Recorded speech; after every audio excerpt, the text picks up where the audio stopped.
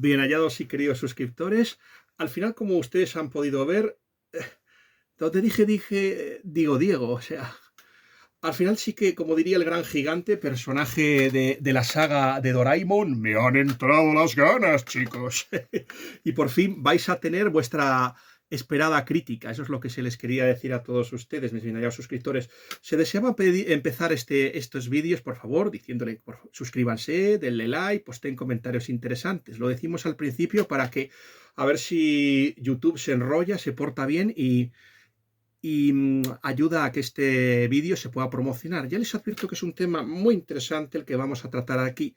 Creo que ya se les mencionó en diversos unboxing que en el último vídeo, creo que por cierto tuvo muchísimo éxito el último vídeo, el misterio de la cámara azul de Jan Daillon. Me alegro mucho la excelente recepción que tuvo ese maravilloso vídeo, mis bien hallados y queridos. Creo que ya hablamos de este escritor tan interesante. Escrito, a ver. Perdonen ustedes, es que se han doblado un poquito las páginas. Herejía. Aquí tienen ustedes la foto de quién va a ser el hombre del que vamos a hablar. Este Dennis Waitley es un escritor inglés que hoy vamos a hablar y fue muy famoso. Fue conocido en su tiempo como el príncipe de las historias debido al gran éxito que tenía, y aparte de escribir novelas exotéricas y ocultistas, es famoso por sus novelas de espionaje. De hecho, creó varios personajes, entre otros Gregory Salus. Ustedes no les sonará el nombre de Gregory Salus, el personaje de Dennis Waitley, pero si les digo que esta novela influyó en Ian Fleming para que creara el personaje de James Bond, a que ya entonces están ya más interesados. Sí, ya sé que que las novelas de espionaje no venden mucho.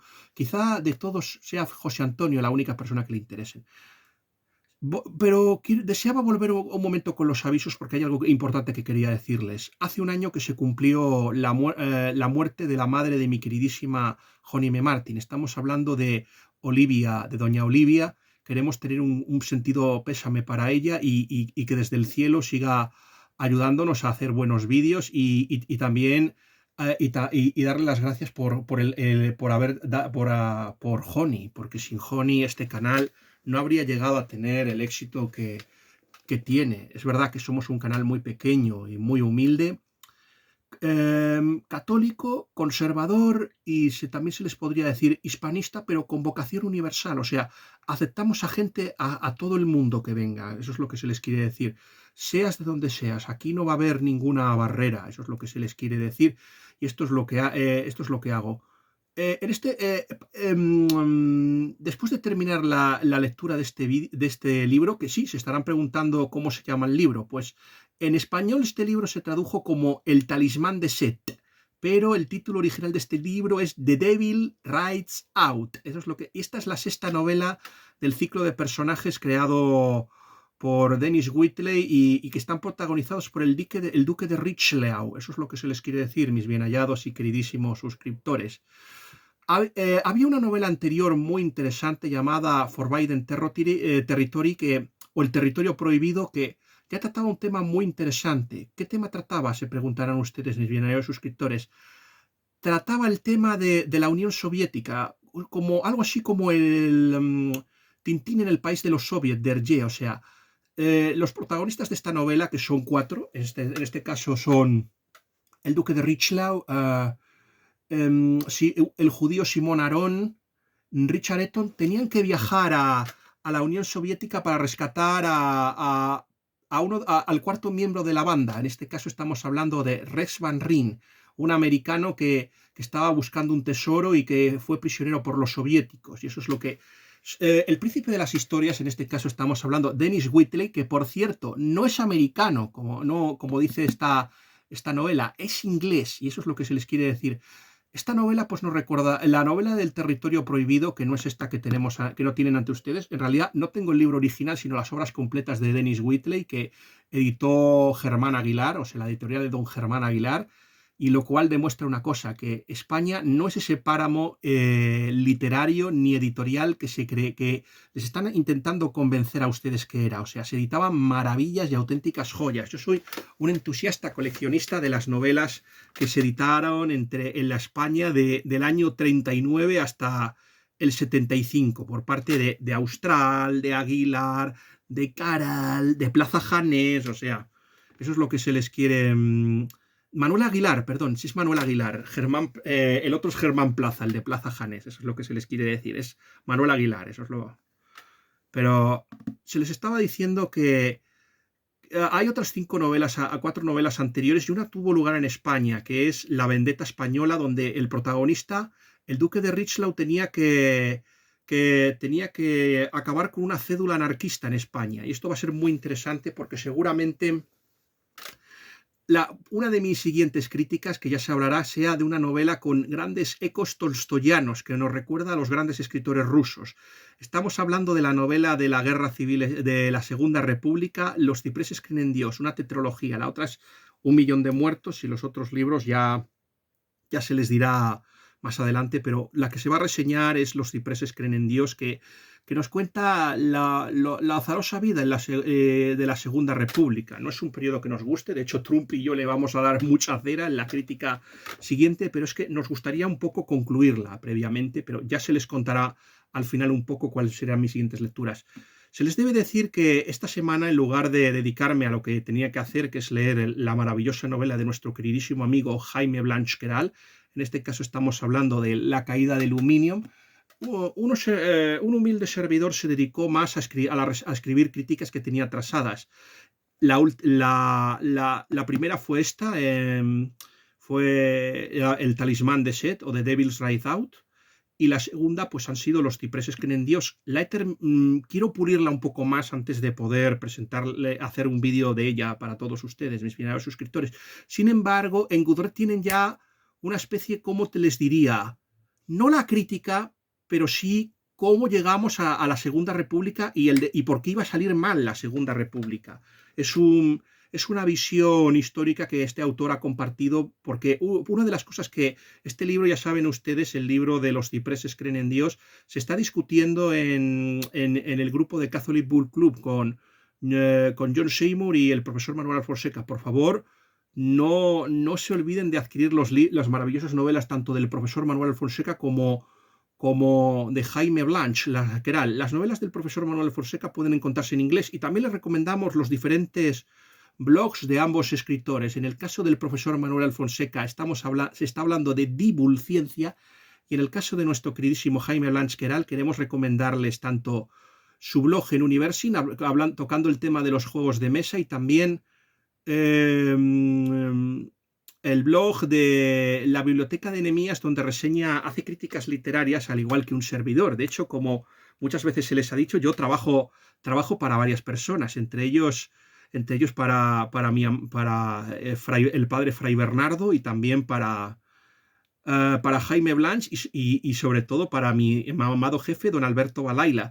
Si quieren vernos ustedes, porque esto sobre todo se dice para las nuevas personas que por casualidad vean este canal por primera vez, que hay un maravilloso vídeo en el canal del tío Sinvergüenza 2.0, que es titulado Tres amigos de ciencia ficción, donde pueden vernos tanto al tío Alberto, al profesor Manuel Fonseca, a Jaime Blanch y a un humilde servidor, departiendo y hablando sobre la ciencia ficción.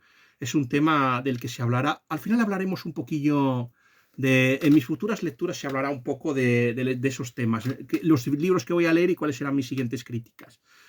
Este autor, Dennis Waitley, es muy interesante y es muy famoso por las novelas. Aparte de Gregory Salust, el personaje que inspiró a James Bond, y que sigue la estela, por ejemplo, de esos grandes escritores que habían escrito. O sea, pienso en John Buchan, pienso, por ejemplo, en James Hilton, pienso en Cotton Mackenzie, que llegó a ser gran amigo de Dennis Waitley. Por cierto, este hombre también, Dennis Waitley, conoció y fue gran amigo de Sir Alfred Hitchcock. A Sir Alfred Hitchcock, aparte de por sus películas, yo le recomiendo pues los libros en los que él no escribió, que encargó a otros escritores que los escribieran, pero que de los tres investigadores, unos niños que resuelven misterios en California. O sea, generalmente los mejores libros los escribió Arden, pero no pero Alfred Hitchcock siempre hacía cameos y aparecía, y al final pagaba por los derechos de las aventuras de los niños. Eso es lo que se les quiere decir a todos ustedes y se lo recomiendo. Pues sabrán ustedes que Sir Alfred Hitchcock quiso adaptar la quinta novela de esta serie del Duque de Richelieu, pues, que se llamaba El territorio prohibido. Quiso adaptarla, pero se le adelantaron y los productores no le dejaron hacer adaptación y Dennis Whitley se tuvo que resignar. Eso es lo que se les quiere decir.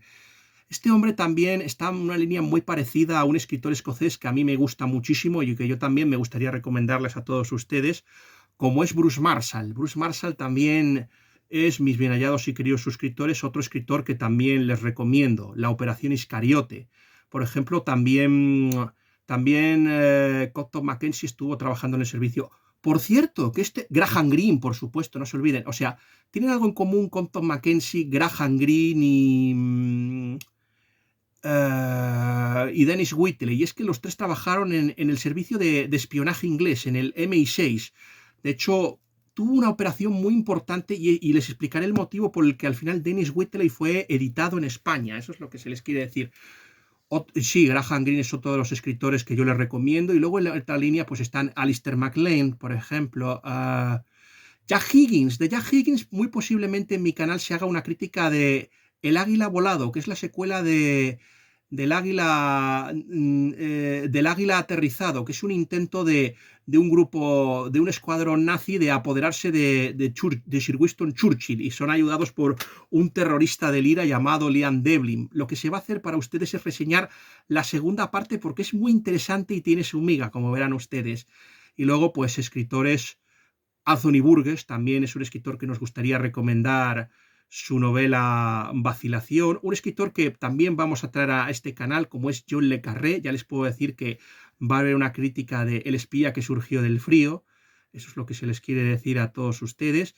Pero yo creo que de todos los escritores de espionaje, mi favorito de todos es Frederick Forsyth. Yo es al que más recomendaría y el que más me gusta. Quizás no sea tan... Vladimir Volkov, no le hemos mencionado, pero yo creo que Vladimir Volkov es un escritor que me gusta porque es que es un escritor que trabaja en una especie de ecumenismo y un intento de acercar a la religión ortodoxa al catolicismo, o sea, de buscar la unión de las dos iglesias. Eso es lo que se les quiere, y por eso les recomendamos tanto la reconversión como el invitado del Papa. Eso es lo que se les quiere decir a todos ustedes, mis bien hallados suscriptores. Este hombre, Dennis Whitley, fue uno de los escritores más exitosos de la Inglaterra de su tiempo, por eso le llamaban el príncipe de las historias. Tuvo tanto éxito, es curioso porque si fueran por los críticos, pues les dirían que el grupo de Bloomsbury era lo más, que James Joyce era más extraordinario, que John Galsworthy, pero la verdad es que los escritores más populares en Inglaterra pues eran gente como G.K. Chesterton, John Pelham Wodehouse, por ejemplo, Dennis Whateley, que está aquí le mencionamos, también escritores como James Hilton. Aparte de James Hilton, otro escritor también muy interesante, que también es A.J. Cronin, que también era muy popular. Estos escritores eran enormemente populares en Inglaterra y eran consumidos por las masas especialmente. Eso es lo que se les quiere decir a todos ustedes. Pues Dennis Whitley fue recomendado por alguien que tuvo un papel muy relevante, y esto explica por qué estas novelas fueron editadas en España. Estamos hablando del gran editor de Eyre Spottywhite, estamos hablando de Francis Douglas Jerrold. Me preguntarán ustedes, es el editor católico más famoso, eso es lo que se les quiere decir.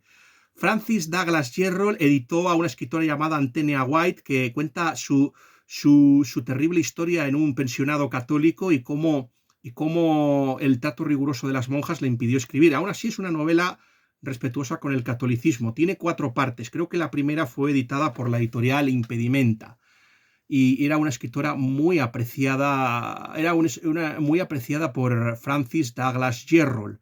También, por ejemplo, editaba a los grandes escritores. Charles Petrie, por ejemplo, también era un escritor muy demandado. Christopher Dawson también fue editado allí. Charles Petrie le recordarán ustedes porque es un escritor monárquico y tradicionalista muy popular. Hilaire Belloc también se editaba en esa editorial, mis bien hallados y queridísimos suscriptores. Y también pero y fue él el que recomendó, el que recomendó a este autor a España. Parece ser que tanto como Douglas Jerrold como Hugh Pollard, y esto muestra una cosa muy interesante que no les contarán, el papel de los Tories en el financiamiento de Franco. Ya saben ustedes que una de las cosas que Franco tuvo el apoyo del banquero mallorquín March, que odiado por la izquierda, March, y luego pues estuvo Luis Bolín, el agregado del ABC, fue básico y él y Jerrold prepararon el Dragon Rapid que permitió el desembarco de Franco. O sea, ya hablaremos un poco de esto, del gobierno de Salamanca, de las labores de Jiménez Caballero, eso es lo que se les quiere decir en esta labor. Y eso fue y Whiteley estuvo también entre bambalinas preparando esta operación. Y detrás de esto estuvieron pues grandes pensadores, o sea, gente del conservadurismo y de la nobleza inglesa. En este caso estamos hablando de el duque de Chiswick, el quinto duque de Wellington y Anthony Wilson. Estos personajes fueron claves para permitir la llegada de Franco porque temían temían los estragos y los excesos de la Segunda República y por eso apoyaron. O sea, a pesar de lo que ustedes le cuentan, Franco no solo fue ayudado por los fascistas italianos y por los nacionalsocialistas alemanes, también hubo mucha gente y muchos católicos sinceros que le ayudaron y que, entre otros, la Iglesia Católica que le apoyó. Ya hablaremos un poquito de una temática que va a salir en la siguiente crítica que va a hacer, mis bien hallados, que es la división que causó entre los escritores franceses, la publicación de Los cementerios de la luna de Georges Bernanos. Eso dividió a los franceses entre católicos que no apoyaban a la República, pero estaban en contra de Franco. Con todo, yo sigo pensando que Bernanos era más favorable a la República que al propio Franco, y luego los otros, los católicos que sí apoyaron a Franco, y escritores conservadores, que ese tema ya se tratará en mi canal, mis bien hallados y queridos suscriptores. Pues gracias a Jerrold, pues este escritor Denis Whiteley, pues podemos disfrutarlo. Eso es lo que se les quiere decir a todos ustedes. Y en este caso estamos hablando de 4 novelas en este caso. De momento se ha leído la primera, que es El talismán de Set. Se tuvo que publicar, pero con cautela. Eso es lo que se les quiere decir a todos ustedes, mis bien hallados suscriptores. ¿Por qué con cautela? Pues porque la Iglesia Católica vio con cierto peligro. Porque yo ya les diré que no es lo que más me preocupa de la novela. A mí me ha encantado, yo debo reconocer que es el segundo libro, ya les digo, que más me ha gustado leer este año. Pero creo que es importante advertirles a ustedes que lo que tuvo que escribir el propio Denis Whiteley, les recomiendo, por cierto, el maravilloso prólogo presentando al personaje escrito por Salvador Bordoy Luque. Les recomiendo ese prólogo. Pero vamos a decirles por qué tuvo que escribir esto el bueno de Whiteley. Deseo dejar bien sentado que yo personalmente he asistido o participado en ceremonia alguna relacionada con la magia negra o blanca. La literatura sobre el ocultismo es tan extensa que cualquier escritor concienzudo puede obtener bastante material como complemento para una leyenda como esta. En este caso no he ahorrado fatigas para asegurarme la exactitud de detalles cuando describo los ritos mágicos o fórmulas de protección contra el mal.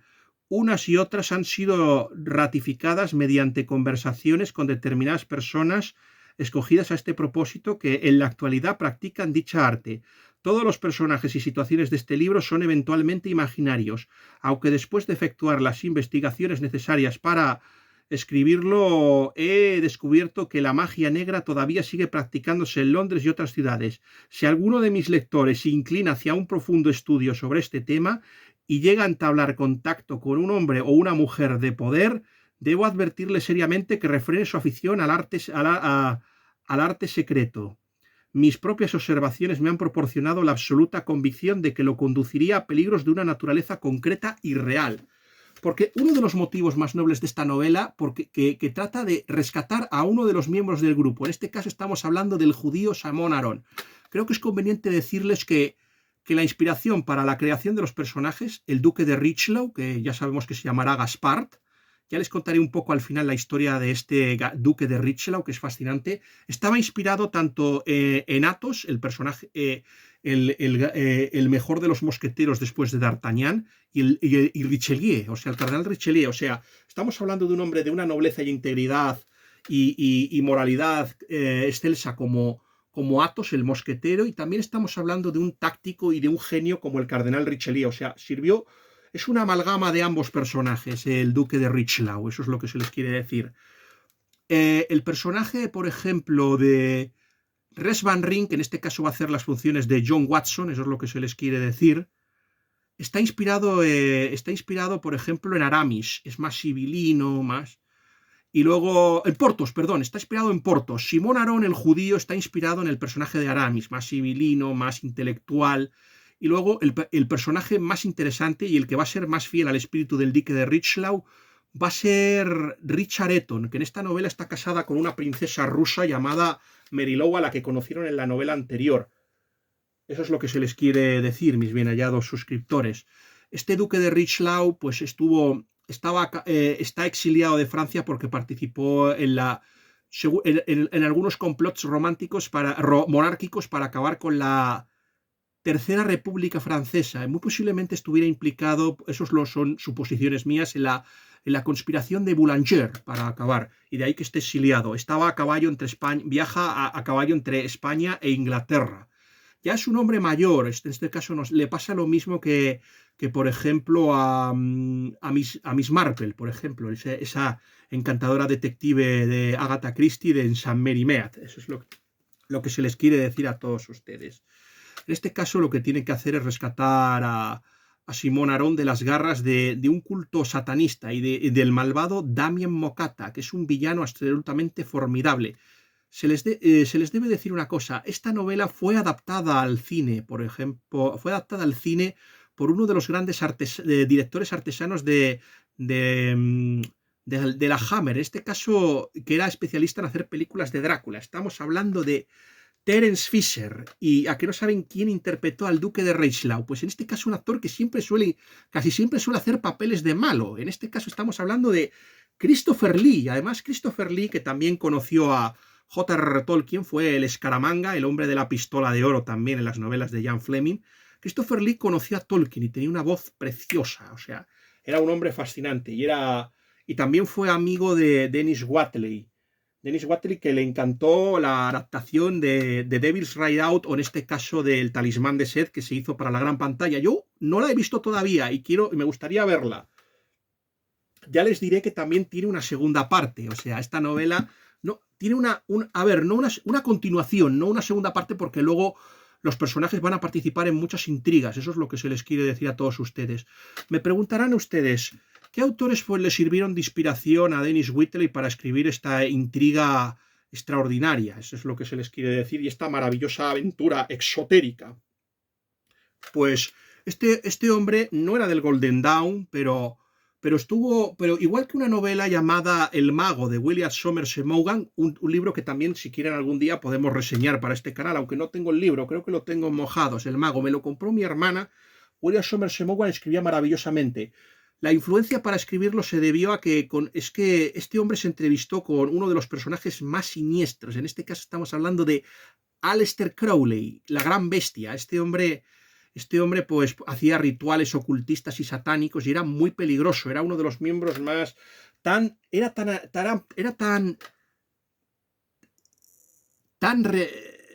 fue tan lejos que hasta la propia Golden Dawn lo echó de lo peligrosísimo que era. Este escritor también tenía mucha relación, o sea, también Dennis Whateley era un gran amigo de Arthur Machen. Arthur Machen, ustedes lo recordarán por El Gran Dios Pan y El Pueblo Blanco. O sea, también Arthur Machen también fue otro de los pocos escritores ingleses no católicos que apoyó a Franco, o sea, en su conflicto contra la Segunda República, y también Edmund Blunden. Eso es lo que se les quiere decir. Eso pueden enterarse si ven ustedes el cuestionario y la encuesta de Nancy Cunard. Ya se hablará un poquito más de eso, eso es lo que se les quiere decir. También este hombre devoraba las novelas de dos escritores que a mí me encantan, Francis Marion Crawford.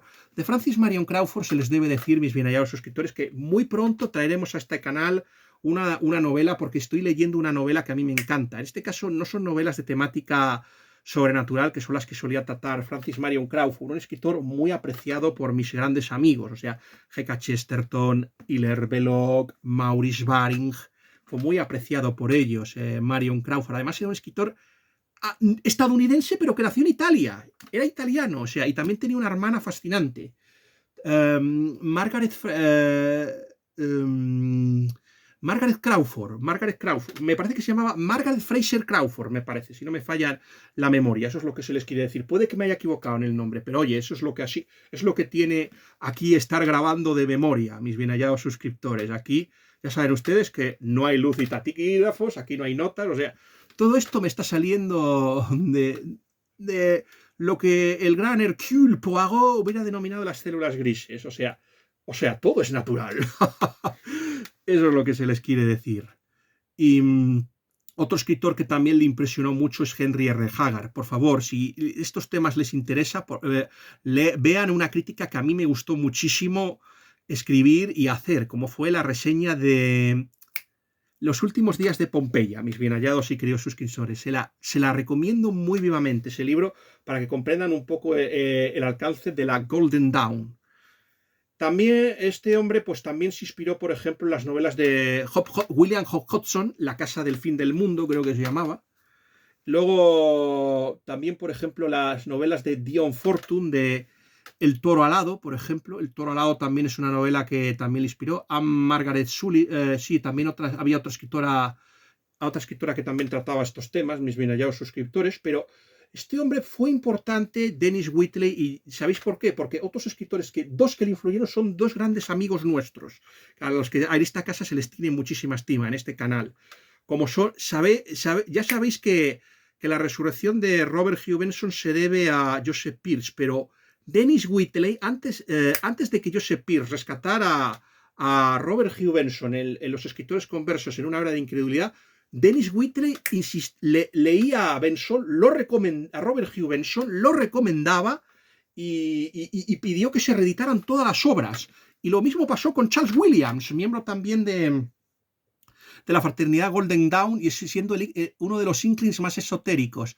Recomendarles, por ejemplo, mi favorita, que es Guerra en el cielo, El lugar del león y El día de todos los santos. Son estos libros que más o menos, y bueno, también tenemos a William Somerset Maugham, eso es lo que se les quiere decir, mis bien hallados suscriptores.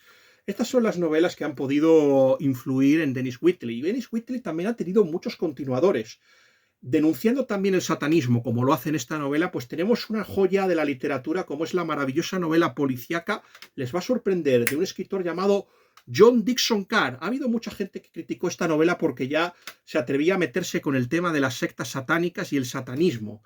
Pero a mí me parece que tanto John Dickson Carr como Dennis Wheatley tuvieron muchísimo valor al denunciar esto. Eso es lo que se les quiere decir a todos ustedes, mis bien hallados suscriptores.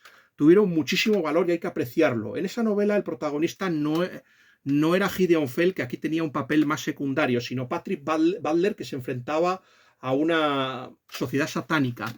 También me gustaría recomendarles la novela de M.R. James, de Montague Rhodes James, eso es lo que se les quiere decir, que es La noche del demonio, o sea, me parece que se llamaba Las runas cambiantes, de Casting Runes. Eso es lo que también influyó mucho. Y no podemos olvidar los relatos un poquito más sobrenaturales de G.K. Chesterton. En este caso estamos hablando de El puñal alado, que es uno de los casos de los relatos del padre Brown, de la incredulidad del padre Brown. Es uno de los casos más fascinantes. Pero ya se les dirá una cosa sobre este tema. Y luego también la obra de teatro Magia. Pero se les debe decir una cosa, mis bien hallados y queridos suscriptores.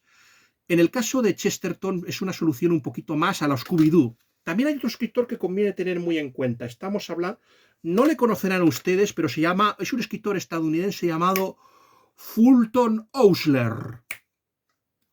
Este nombre seguramente no les sonará, salvo que sean ustedes que les guste una literatura muy especializada, pero seguramente recordarán una película llamada La historia más grande jamás contada. Pues sí, fue él el que hizo esa maravillosa biografía de Jesucristo.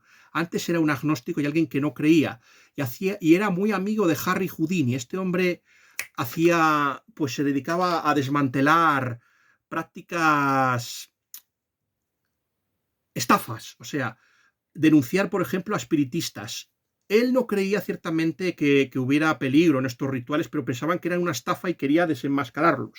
De ahí que, en un principio, con el seudónimo de Anthony Abbott, escribiera escribía historias donde gente que parecía que eran espiritistas, gurús de sectas, satanistas, en realidad no, lo que tenían estos ropajes místicos para practicar delitos, o sea, yo qué sé, robos, estafas, chantajes, lo que quería es desmantelar este tipo de redes. Eso es lo que se les quiere decir a todos ustedes, mis bien hallados suscriptores.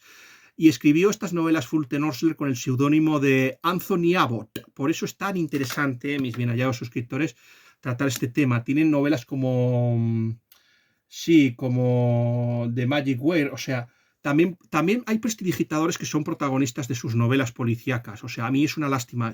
Es muy difícil encontrar las novelas de Fulton Osler cuando estas que no escribió con seudónimo, mis bien hallados suscriptores.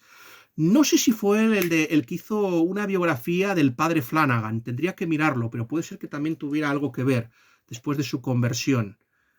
Y eso es lo que se les quiere decir. Continuadores de Dennis Whateley, pues yo creo que Ida Levin, yo creo que coincidieron además en el tiempo, o sea que la hija de Rosemary, o la semilla del diablo, como se la conoció en este país, de la que se hizo una película, que por cierto, esa película tuvo consecuencias fatales para Roman Polanski, porque después de que se hiciera la película de El hijo de Rosemary, pues esto provocó que Marilyn Manson, por ejemplo, que Charles Manson fuera y matara a la esposa de Roman Polanski, Sharon Tate. Eso es lo que se les quiere, y tuvo esos efectos desastrosos.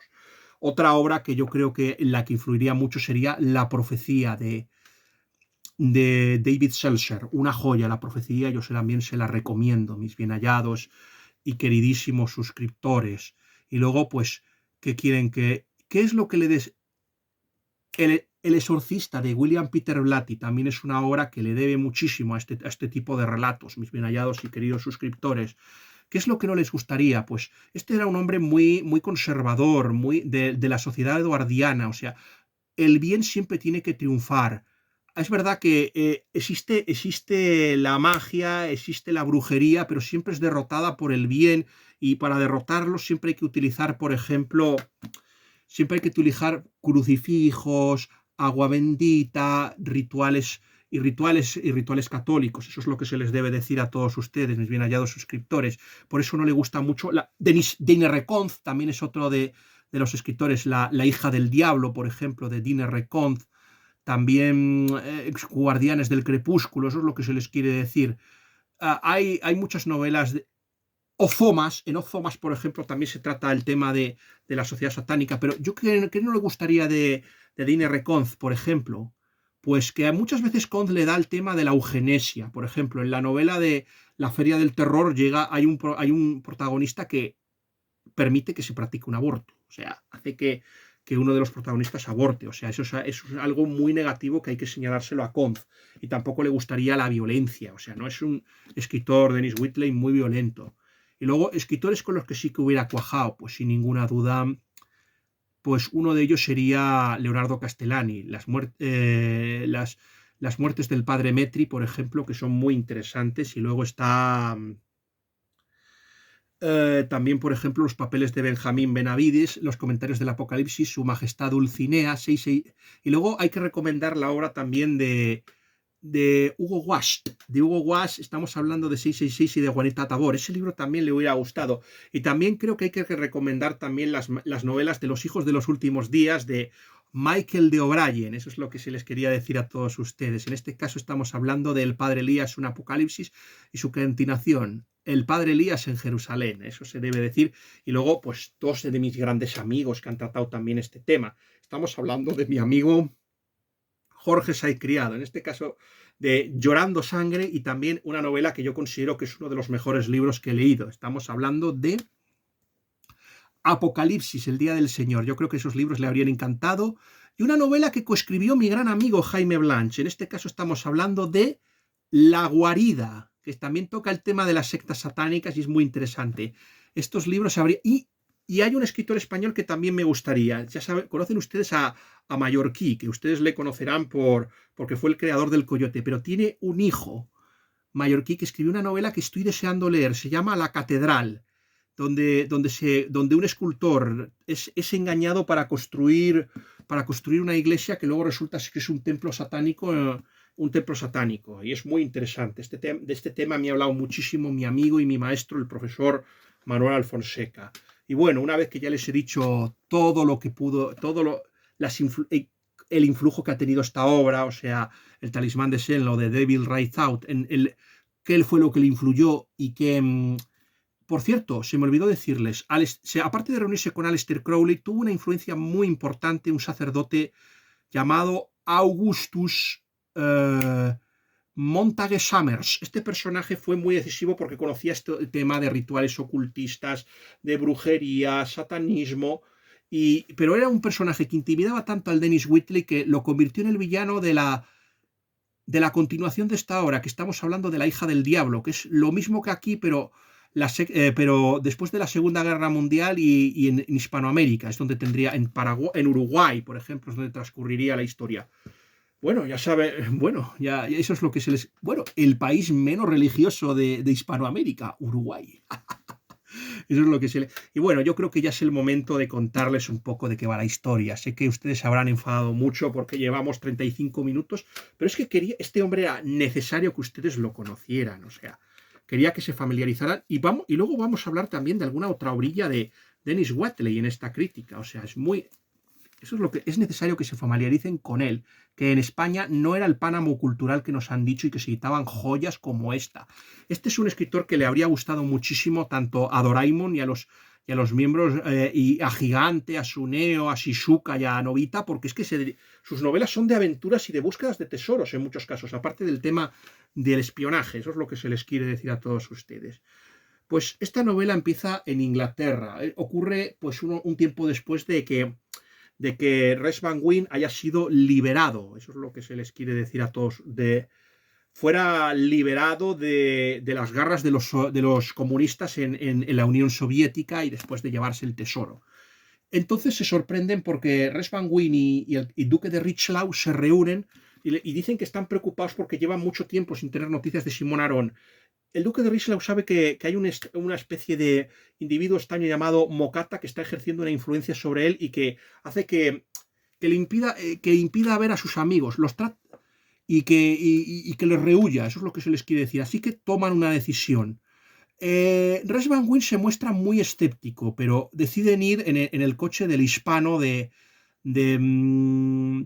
duque de Richelieu. Deciden hacer esa visita e ir. Eso es lo que se les quiere decir a todos ustedes. Y van a la casa de Simón Arón, que es un multimillonario judío. O sea, aquí por lo menos pasaba como en la novela esta que tanto me gusta a mí de Guerra en el cielo y que tanto le gusta también a mi gran y admiradísimo don Juan Manuel de Prada. Eso es lo que se les quiere decir a todos ustedes, mis bien hallados y queridísimos suscriptores. Les gusta muchísimo a Juan Manuel de Prada. Y también había pues gente de diversas confesiones. Había agnósticos, anglicanos, el protagonista, el padre Devenant, Julian Devenant creo que se llamaba, y luego estaba mi personaje favorito, el duque católico, el duque de North Reading, que estaba, pero aquí hay de todo. También vemos que son personajes de muy diversa condición y por eso no nos debe sorprender que Simón Arón forme parte del grupo.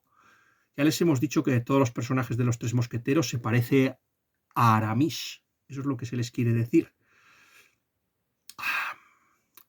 Y pues resulta que van a la casa y se encuentran con unos invitados un poco extraños y de mucha diversidad cultural. O sea, hay una especie de bardo celta viejo y feo, un albino, un alemán con un labio leporino, y luego está un banquero que sin una oreja llamado Castelnau. Este Castelnau va a tener un papel muy importante después. Y también está una mujer muy mayor llamada Deurfé. Deurfé lleva ese nombre porque parece ser que fue una famosa bruja del siglo XVIII. Eso es lo que se les quiere decir, mis bien hallados y queridísimos suscriptores. Y luego está pues el interés amoroso de la trama. En este caso estamos hablando de Tanith. Que es una mujer anglo-húngara de la que se enamorará uno de los personajes. En este caso estamos hablando de Res Van Wyn, que mientras el otro se pone a hablar con la chica y a tontear, en lugar de intentar liberar a su amigo, pues el duque de Richelieu se da dos cosas, se va a dar cuenta de una cosa. O sea, primero se pone a hablar de astrología.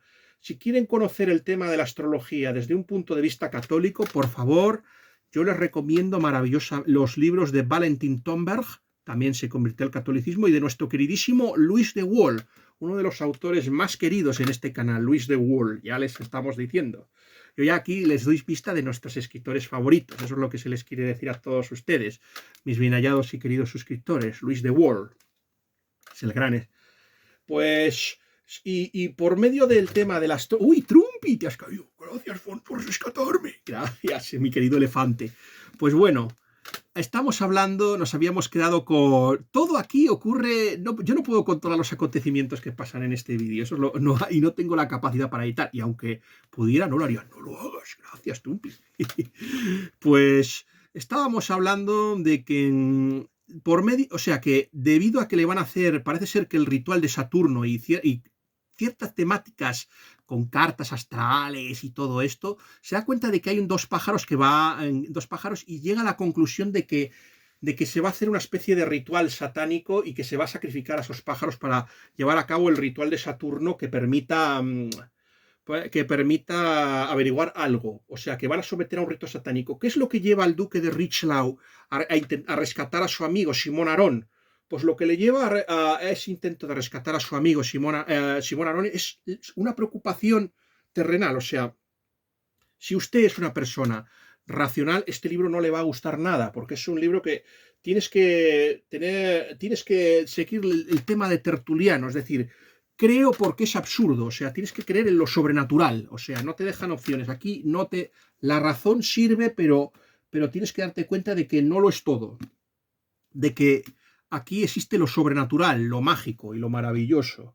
De hecho, precisamente, lo más difícil que va a tener que hacer el personaje del duque de Richelieu es convencer a varios miembros del grupo de que la magia existe, de que el demonio existe, de que la brujería existe, de que el satanismo existe y de que el mal existe. Eso es el gran problema que va a tener, eso es lo que se les quiere decir.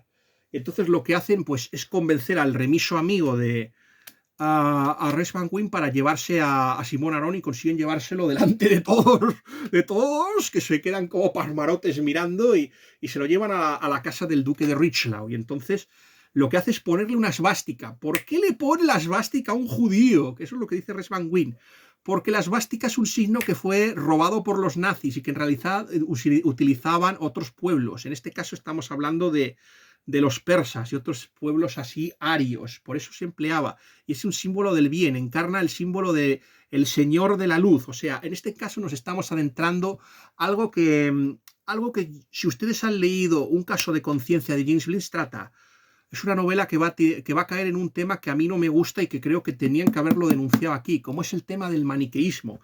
La Iglesia Católica le preocupaban más los rituales satánicos que aparecían en esta obra, que estaban escritos extraordinariamente, que por ejemplo este tema que a mí me preocupa enormemente, el tema de que haya metido el pensamiento un poco heretizante. Tengamos en cuenta una cosa, Dennis Whitley no es católico, es un anglicano que no creía en...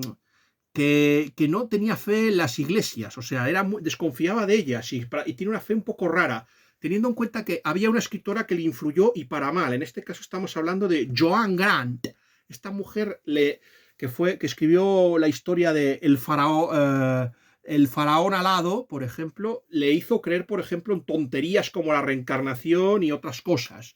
Y eso es muy negativo. Ya se contará un poco qué fue lo que le pasó a Whitley, un poco al final, pero quiero decirles que no estamos ante un hombre muy ortodoxo en algunas cosas. Y lo que menos me ha gustado aquí es una especie de sincretismo. Primero estamos hablando de un escritor que tiene una forma de actuar un poco, ¿cómo les diría yo a ustedes? Tiene una forma de actuar un tanto positivista, o sea, tiende a pensar que hay ciertas... que está en el estadio previo a... creo que era el religioso, el metafísico y el positivista. Me parece que los tres estadios de Auguste Comte, que alguno de mis suscriptores me corrija, y tiende a tener una fe un poco esto. O sea, todos los grandes personajes, o sea, sigue un sistema como de San Justino Mártir, o sea, todas las religiones tienen algo de bueno, y eso que nos lleva un poco a desvirtuar un poco el mensaje cristiano, en mi opinión. Creo que es un gran error y tiende a considerar el problema del maniqueísmo. O sea, aquí hay una cosa, lo que menos me ha gustado de este libro, sin duda, El Señor de la Luz. Ya a G.K. Chesterton hubo una novela que no le gustó en absoluto. Estamos hablando de una novela de James Hilton que a mí me gustó mucho la película y también, bueno, la novela le puse un 3. Estamos hablando de Horizontes Perdidos. Yo creo, este escritor yo les recomiendo una novela que sí que es muy buena, que es El Caballero sin Armadura. Si ustedes han leído la novela del Caballero de Moscú de Amor Towles, pues les encantará El Caballero sin Armadura. Me parece que puede ser incluso más interesante, sobre todo la segunda parte. Pues es la historia de un agente secreto que se va a la Unión Soviética y rescata a una princesa y luego cuenta pues lo que le ocurre a la hija, por ejemplo, de la condesa, y aparece la conversión religiosa. Es uno de los pocos libros de de James Hilton que toca el tema del catolicismo. A mi amigo el profesor Manuel Fonseca le gustó El Caballero sin Armadura, eso es lo que se le escribe. Knight Without Armor se llama. Es muy interesante y por eso se la hemos recomendado. Lo que no le gustó a G.K. Chesterton es que fuera un sacerdote católico que tuviera ropajes budistas, el que fuera el lama de Shangri-La, porque esa novela es famosa por Shangri-La, porque es una utopía, es un mundo donde la gente no envejece y es feliz y todo es maravilloso. Y es un sacerdote belga el líder del grupo, o sea, el que se hace pasar por el lama. O sea, es una especie de sincretismo que no gustó. O sea, Chesterton siempre combatió las religiones orientales porque... Y aparte es que hay una diferencia muy grande entre G.K. Chesterton y Whiteley. Whiteley creía en el imperio. G.K. Chesterton creía en Inglaterra. Y en el mismo barco, por ejemplo, están, J.R.R. Tolkien y C.S. Lewis. No eran británicos, eran ingleses, que hay una gran diferencia. En cambio, Whiteley es británico y tiende un poco a esta amalgama de religiones tan extraña y cae en este maniqueísmo. Aquí el papel de Dios lo va a ocupar el Señor de la Luz, o sea, y el bien y el mal. El mal no es la corrupción de lo ya creado ni está en inferioridad con el bien. O sea, le hubiera venido más bien conocer el augustinismo, le habría sido mucho más útil a Whiteley en este caso. Eso es una de mis opiniones en este caso, en esta novela. Yo creo que habría ganado muchísimo más si hubiera tenido una teología muchísimo más clara y más ortodoxa. Que yo no me opongo al tema de lo sobrenatural, de hecho me gusta. Al no estar convencido de las iglesias, cada vez que pidan ayuda a la iglesia, no habrá un sacerdote que les ayude, o sea, lo van a tener que hacer solos. Y se preguntarán, ¿y después de todo lo que les he dicho, Fonch, por qué se publicó esta novela? Se publicó por lo que les he dicho y porque el duque de Richelieu fue el duque de Richelieu y su religiosidad. El propio duque de Richelieu dice que es católico, no muy buen católico, pero católico. Yo creo que hubieran necesitado un guía, un sacerdote que les hubiera...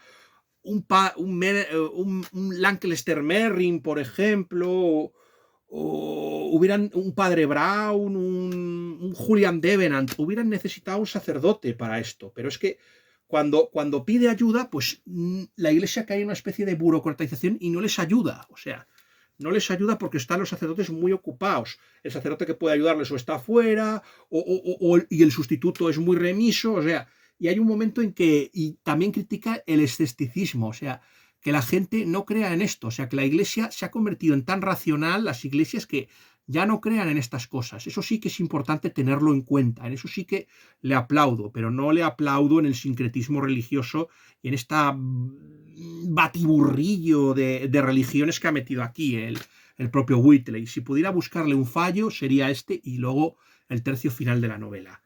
Estábamos hablando de que se lo habían llevado y le habían colgado una esvástica a Simón Arón, pero pensando el mayordomo del duque de Richelieu, en este caso estamos hablando del bueno de Max, el otro mayordomo de Cardinal Foley, que es donde está Richard Eton y Mary Lowe, se va a llamar Malin.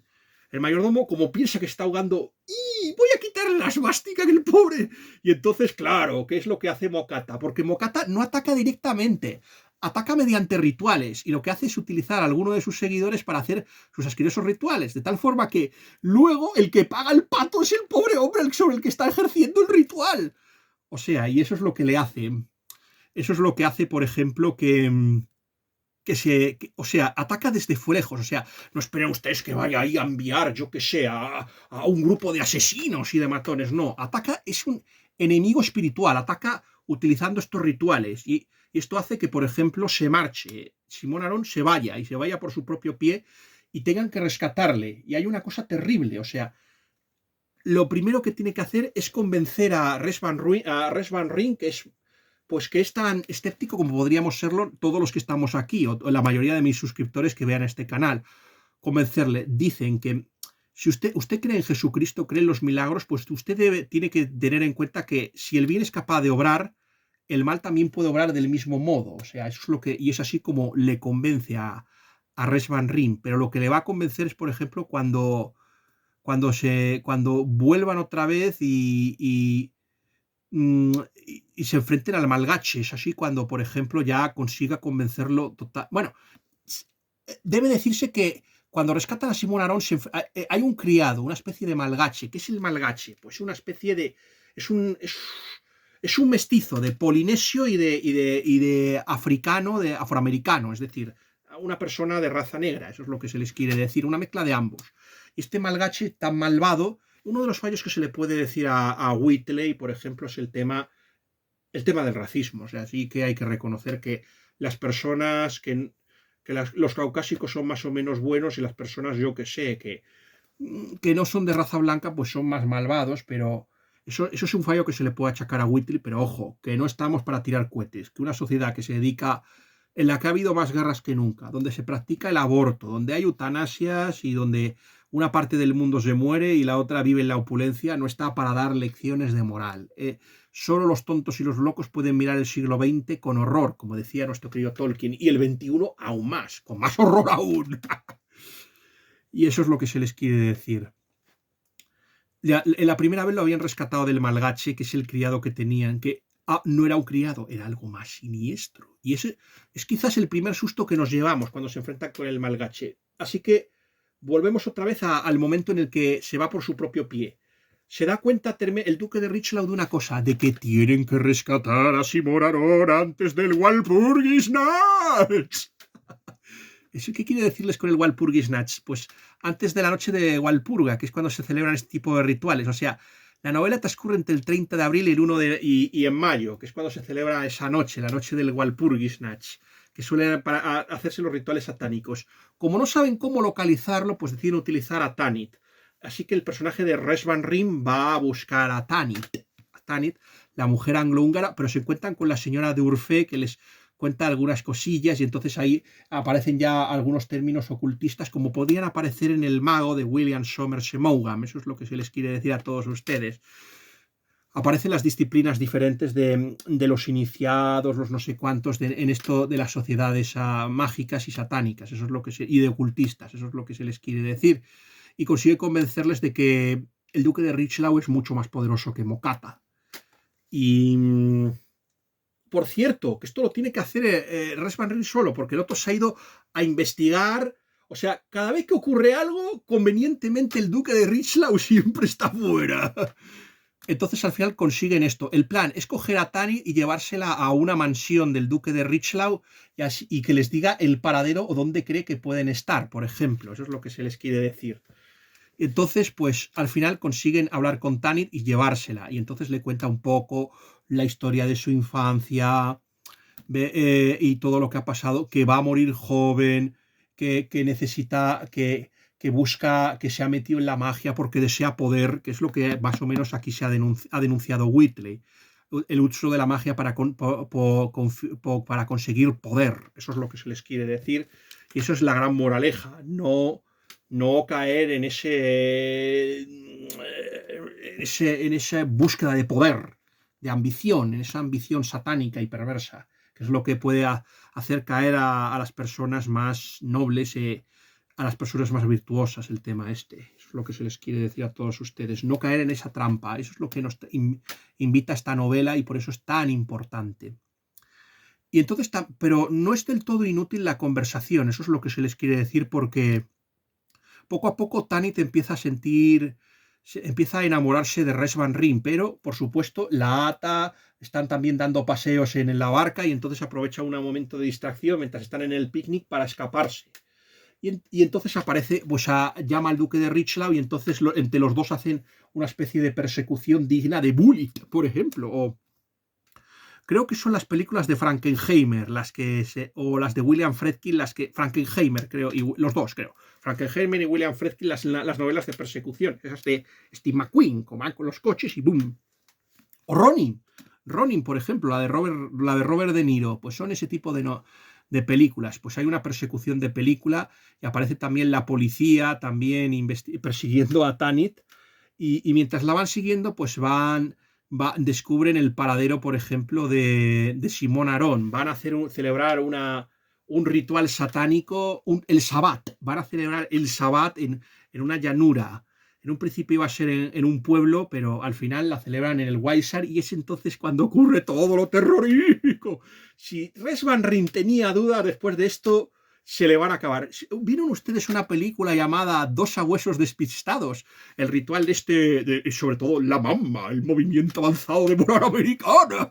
¿Cómo están estos yanquis? Madre mía, sí, pues se parece un poquito. Mocata se parece un poquito al personaje. Bueno, es más gordo y más asqueroso. Eso sí, tiene un éxito con las mujeres increíble. O sea, tiene una personalidad magnética como los gurús de una secta. Eso es lo que se... Por cierto, que dicen que el mejor actor de la película esta de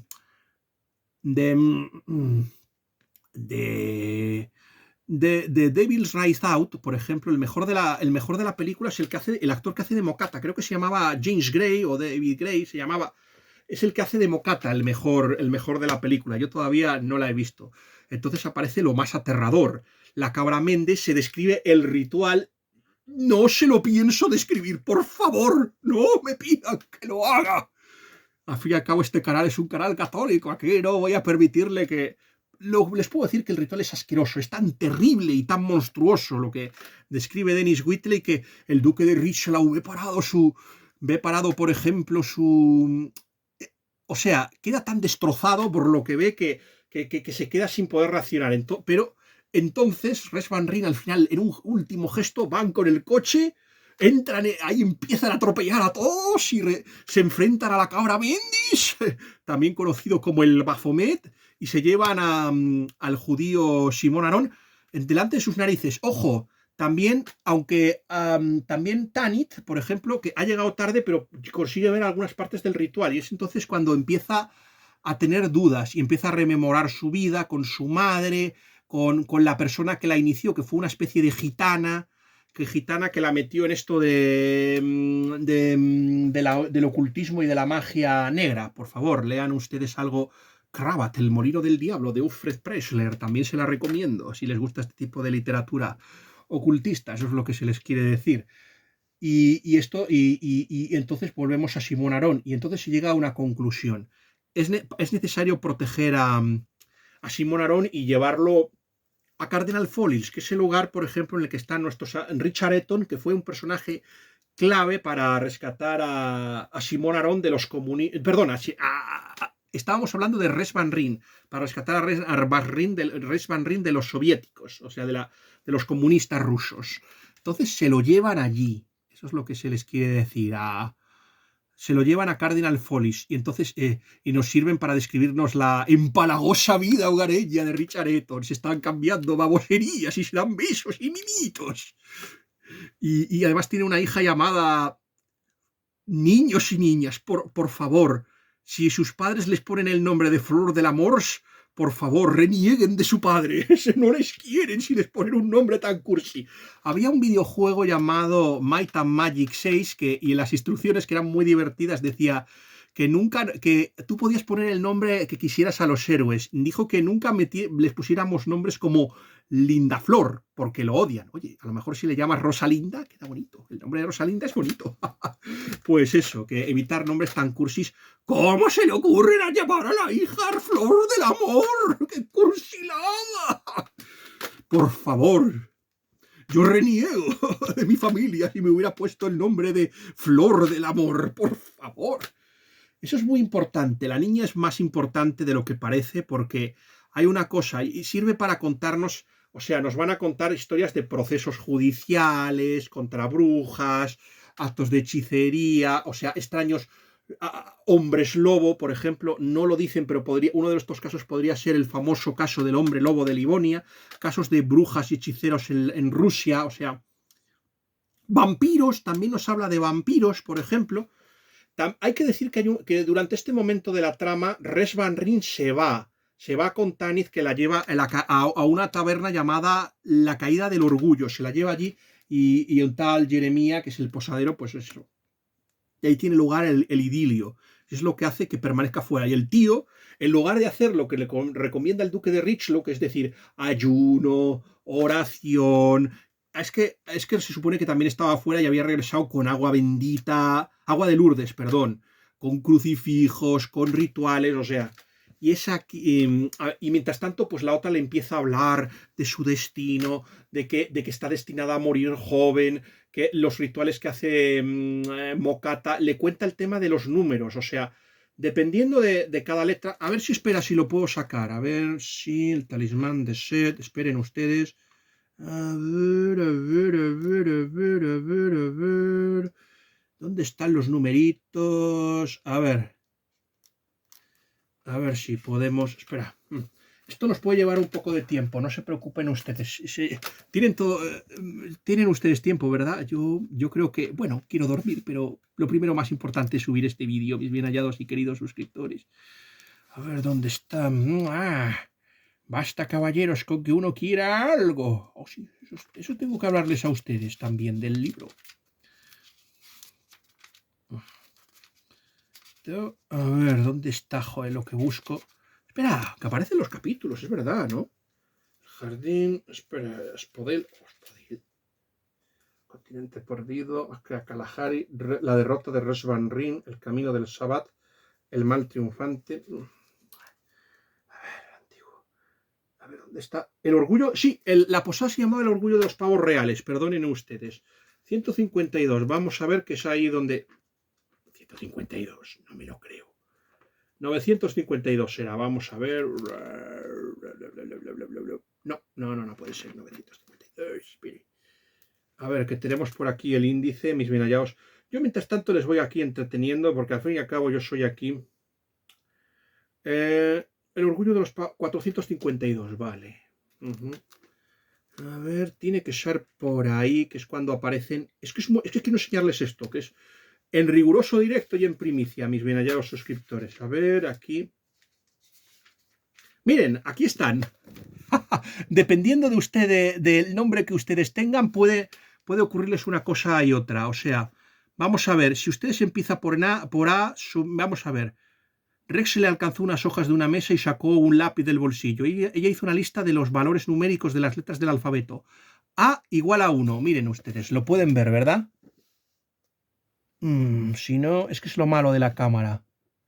Vamos a ver, lo leo. A igual a 1, B igual a 2, C igual a 3, D igual a 4, E igual a 5, F igual a 8, G igual a 3, H igual a 5, I o J igual a 1, K igual a 2, L igual a 3, M igual a 4, N igual a 5, O igual a 7, P igual a 8, K1, R2, S3, T igual a 4, U igual a 6, V igual a 6, W igual a 6 también, X igual a 5, Y igual a 1 y Z igual a 7. Vamos a ver, dependiendo de los nombres...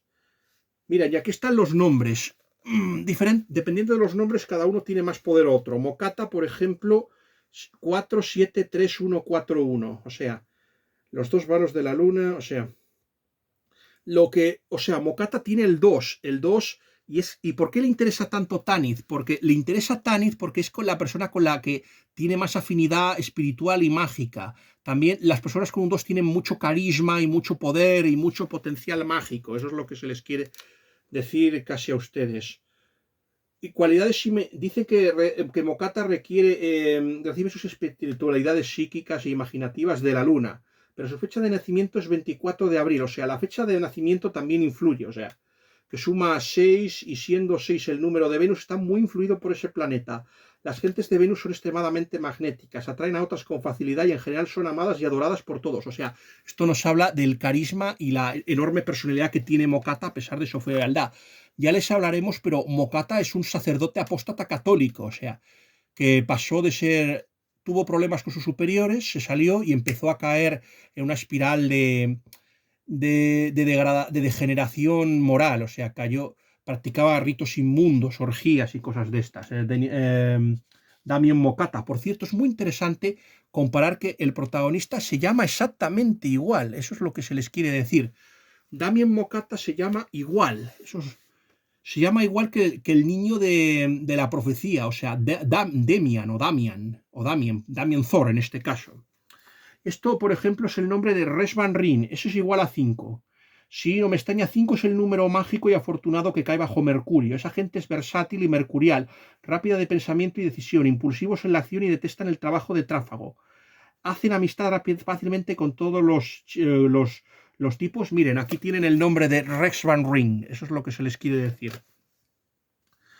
A ver, y aquí tenemos los nombres de, por ejemplo, aquí están Simón Arón. Simón Arón tiene el 8.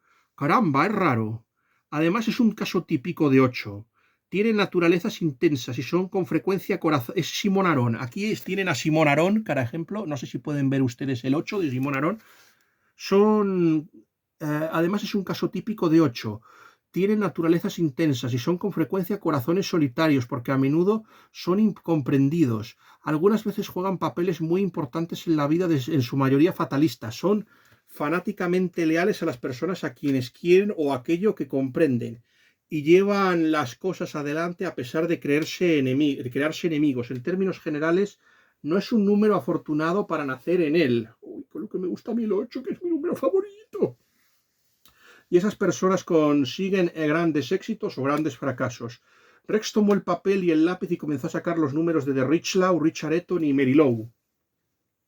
Esto es sorprendente. El duque no solo cae bajo el 8, lo mismo que Simón, sino que su número de adición 35, o sea, la suma, aparte de esto, aparte de la suma del nombre y del día en que naces, tiene mucha importancia, o sea, una vez que has hecho la suma, pues se suman también, por ejemplo, el duque de Richlaw saca 35, que en realidad no debería ser ese el nombre, debería ser Gaspar o no sé qué, pero bueno. Aquí es el 8, o sea que se suma el 3 y el 5 y el 8, pero claro, como la suma es diferente, pues sale algo muy diferente. Vamos a decir lo que dice el duque de Richlaw. El duque de Richlaw no solo cae bajo el 8, lo mismo que Simón, sino que su número de adición es también el mismo. Debería tener una gran influencia sobre Simón a través de esa afinidad, lo mismo que Mokata. La tire sobre mí y el 9 en su nombre le da las cualidades de jefe nato, independencia, éxito, valor y determinación. Si hay en el mundo una persona que pueda salvar a su amigo, esta extraordinaria combinación de fuerza y simpatía permitiría de Richlaw hacerlo.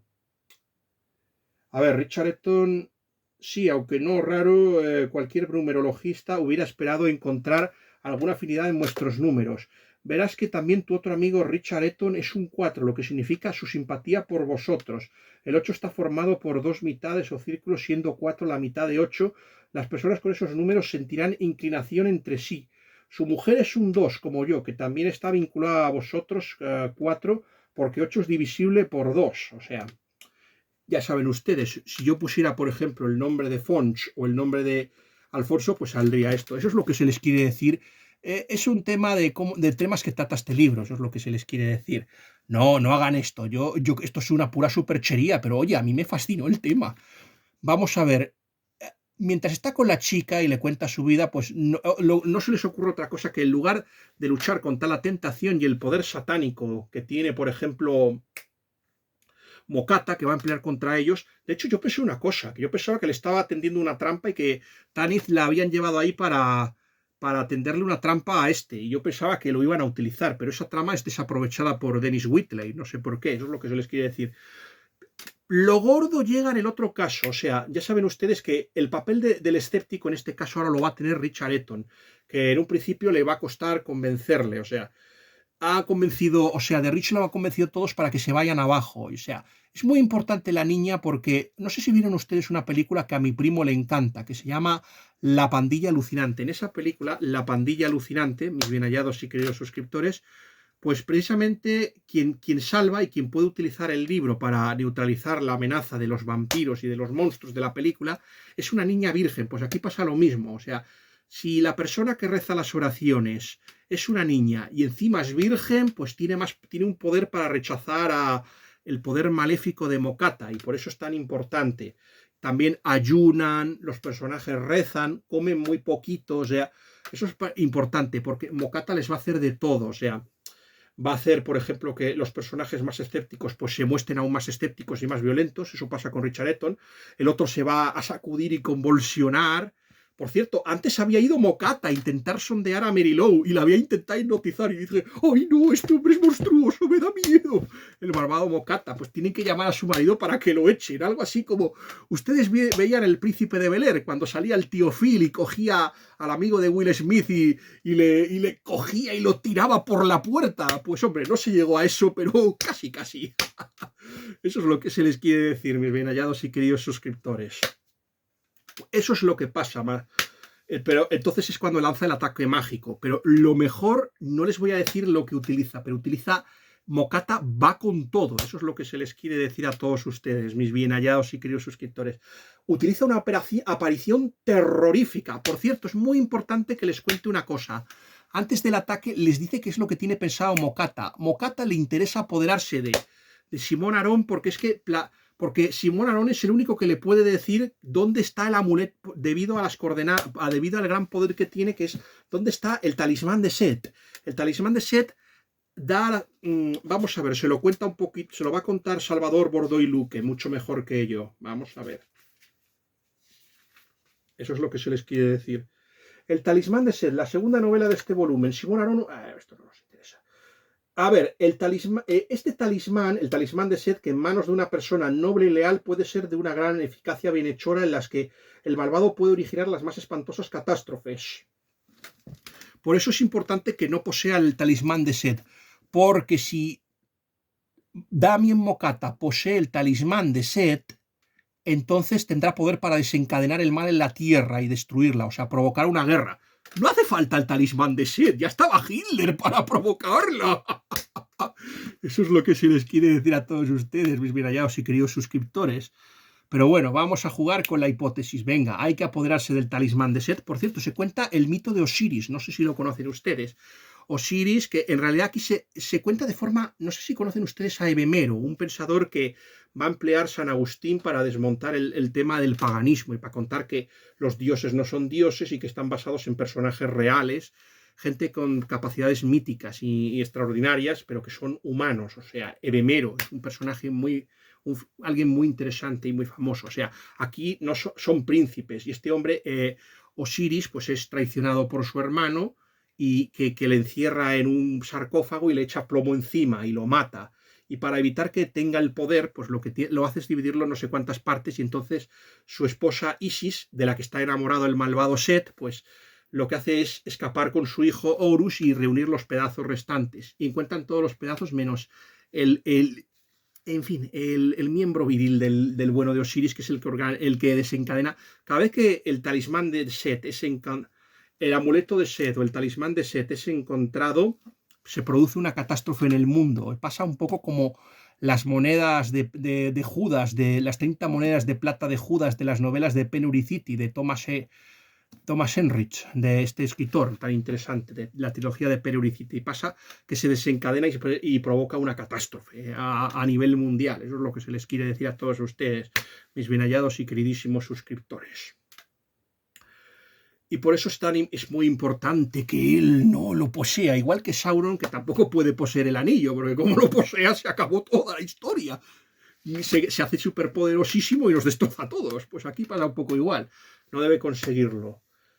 Entonces se enfrentan a ese último hechizo poderoso que les lanza, en este caso Mokata, esa aparición que es tan espectacular. Si ustedes ven la película podrán encontrarla, pero yo les sugiero una cosa. Sé que este libro es muy difícil de encontrar, pero por favor, no lo vean porque es más interesante que ustedes descubran por sí mismos qué es lo que lanza. Es algo tan poderoso y tan malvado que tiene unas consecuencias fatales y va a provocar, por ejemplo, que uno de los personajes deje de aparecer ya en este libro. O sea, también, por ejemplo, se tienen que hacer una cosa, o sea, también después de esto, pues aparece el personaje de Res Van Wyn con un cadáver encima, o sea, levantando, y ocurre algo también tenebroso y terrible. Lo que ocurre, mis bien hallados y queridísimos suscriptores, es que uno de los personajes ha sido secuestrado. No. Y dice que si no entregan al judío Simón Aarón, pues matará a ese personaje que han secuestrado. Y entonces, ¿qué hace Simón Aarón? En lugar de seguir el sabio consejo de Res Van Ryn, pues pensárnoslo fuerte, pero esta vez se le sale bien. Pues en lugar de seguir el plan que habían dictaminado todos los personajes, lo que hace es entregarse al judío, entregarse, y entonces aprovechan para escaparse a París. Y entonces, para saber dónde están, tienen que hacer una especie de ritual nigromántico, para resucitar a la persona que ha muerto y así poder rescatar al secuestrado y también a Simón Aarón. Y eso es hacer ir a París, que es un territorio peligroso porque ya saben que el duque estaba metido en conspiraciones monárquicas y eso es lo que les hace personalmente, mis bien hallados escritores, el viaje tan peligroso.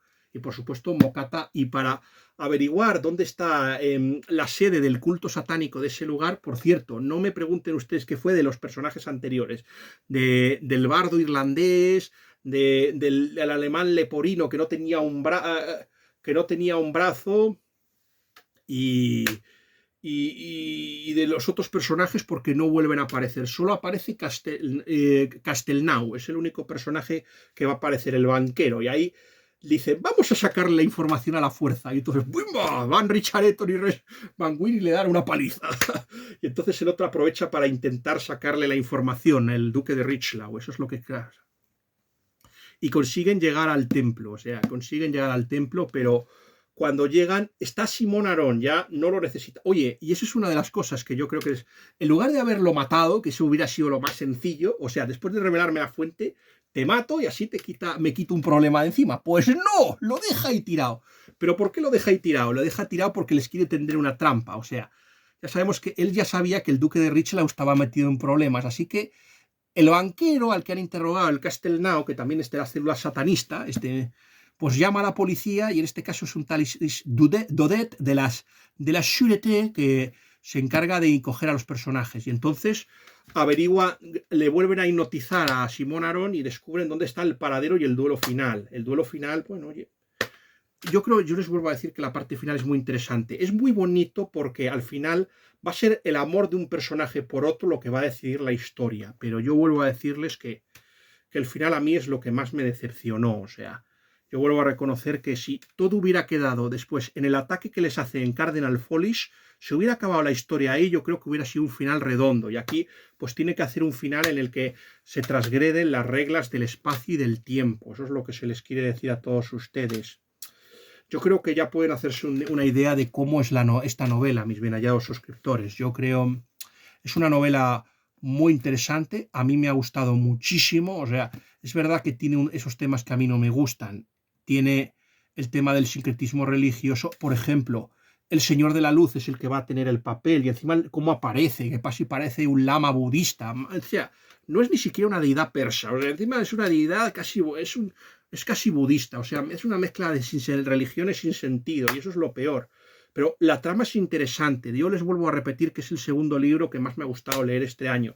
Los personajes son maravillosos. El duque de Richelieu, Richard Eton, Simón Aarón, Res Van Ryn, o sea, Mary Lou, son personajes muy buenos, o sea, y además es que el villano es muy bueno, o sea, el personaje de Mokata es un villano extraordinario, y, o sea, y por supuesto, sí que puedo decirles que el título se corresponde con el título, tanto el título en español como el título en inglés están muy bien cogidos. Yo creo que se optó por el talismán de Set porque quería evitarse la connotación satánica de la novela. Sé que esta novela, yo les advierto una cosa, esta novela puede aterrarles muchísimo.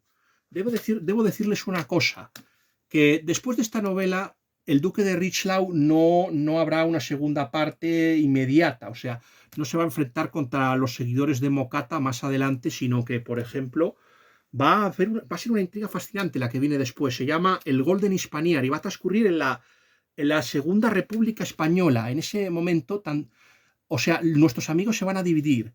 Res Van Ryn y Simón Arón van a tomar partido por la Segunda República y luego... Y el duque de Richelieu, que ya saben ustedes que es legitimista, les voy a contar ahora un poco la historia del duque de Richelieu. El duque de Richelieu es descendiente del cardenal Richelieu también, procede de esa familia y aparte, durante la Revolución Francesa se vio obligado a ir y estuvo en España y de ahí su relación de amor por nuestro país y de hecho, y por eso colabora por el tema de Franco. ¿Sí? Y opta por ayudar al bando nacional junto con su leal amigo Richard Eton. Es una novela que nos recuerda a 20 años después porque se tienen que enfrentar entre los dos. Eso sí, por supuesto, hay una cierta nobleza porque no llega a haber una ruptura como sí que llega a haber en 20 años después, que la reconciliación no llega a ser del todo. O sea, en el Vizconde de Bragelón, Porthos y Aramis van a tomar un camino y luego D'Artagnan se va a quedar solo y Athos ya está viejo, achacoso y ya no puede hacer nada en el Vizconde de Bragelón. Solo en la primera parte del Vizconde hace algo. Luego ya, pues, oye, ya estoy viejo, ya me matará el alcohol y las penas, me matan ya. Eso es lo que se les quiere decir y eso es lo interesante, que no pueden hacer nada, eso es lo que se les quiere decir. Y ese es el punto débil, pero en este caso nuestros amigos se van a reconciliar. Luego, pues son novelas de la Segunda Guerra Mundial donde los malos son los nazis. O sea, esto es lo que se quiere decir, que usted puede ser una persona de derechas católica y no tiene por qué apoyar a la Segunda República. Puede apoyar al bando nacional y no por ello usted es un nazi y un fascista peligroso. Eso es lo que se les quiere decir a todos ustedes. Lo que a mí me sorprendió mucho conociendo a Dennis Whitley es que bueno, que existiera un personaje así, o sea, y el enorme papel que tuvo Inglaterra, mucho más interesante de lo que nos creíamos en el alzamiento, o sea, hubo muchos, ya hablaré, ese tema supongo que lo tocaremos cuando se haga la crítica de los cipreses creen en Dios, eso es lo que se les quiere decir, mis bien hallados y queridos suscriptores. Es un escritor Dennis Whitley, que por ejemplo sentía un gran amor por España, o sea, un amor desde estilo Tory, respeta a la Iglesia Católica, considera a España una tierra de caballeros y de hidalgos le trataron, también se lleva muy bien con las autoridades, consideró que nunca se arrepintió Dennis Whitley de haber apoyado a Franco, porque sabían que con Franco el comunismo no volvería a España y por eso Dennis Whitley estaba encantado estaba encantado con la decisión que tomó y nunca lo lamentó. De hecho, tenía mucha amistad con el embajador británico, Samuel Juárez, y de hecho le coordinaba. Este hombre, ya saben ustedes participó en las operaciones de contraespionaje de Churchill, por ejemplo, igual que Pollard, que el judío Pollard del que ya hemos hablado. ¿Qué no le gustaba? Pues el tema de la Inquisición. El tema de la Inquisición lo va a utilizar, por ejemplo, en el Continente Perdido. They Found Atlantis, creo que se llama. Ellos encontraron la Atlántida, que es otra. Por ejemplo, los descendientes pues son una mezcla de atlantes y de españoles que hay en el mar de los Sargazos. Y hay una especie de institución como la Inquisición y hay una persona que es una especie de líder que la utiliza a su conveniencia. Como no eran cristianos ni religiosos las personas, pues por eso la Iglesia no criticó esa novela de They Found Atlantis, pero aquí también hay una crítica a la Inquisición. No se da cuenta primero de que los protestantes fueron infinitamente peores que los católicos y reprimieron más. Y vuelvo a repetir que el mundo moderno, ya quisiera el mundo moderno, y a lo mejor gracias a esa Inquisición pues se evitaron burradas como por ejemplo las guerras de religión en Francia y Alemania. No hubo que hacer esa masacre y esa guerra de hermanos contra hermanos. Quiero decirles, 2 millones son muertos en las guerras de religión francesa y en la guerra de los 30 años casi 6 u 8 millones. 12 en algunos casos dicen. A mí 12 me parecen demasiado, pero bueno. 12 millones de muertos en un país que tenía 20 millones de habitantes, para que ustedes vean la burrada que significó todo eso, mis bien hallados y queridos. Pues gracias a la Inquisición, pues oye, tampoco le gustó que España se cerrara a partir del siglo XIX, yo ahí puedo estar más de acuerdo, y el tema de la impuntualidad, la informalidad española, pero le parecíamos una gente noble y muy leal a a Dennis Wheatley. Y por cierto, es verdad, en mi crítica traté el tema de la Revolución Francesa. ¿Sabéis que Dennis Wheatley, aparte de escribir novelas como estas, escribió novelas sobre la Revolución Francesa y tenía un personaje llamado Roger Brock que va a trabajar para William Pitt y va a hacer algo muy parecido a la Pimpinela Escarlata, o sea, trabajar con el gobierno y luchar contra los revolucionarios franceses. Es verdad que no actúa como un caballero, como lo haría Sir Percy Blakeney, sino que tiene métodos un poquito más expeditivos, o sea, es más pragmático y este hombre aún así está en el bando justo, o sea, va a luchar contra Robespierre, contra Saint-Just, que es un personaje, contra Marat, por ejemplo, contra Fouquier-Tinville, y son tratados un poquito mejor Danton y Camille Desmoulins.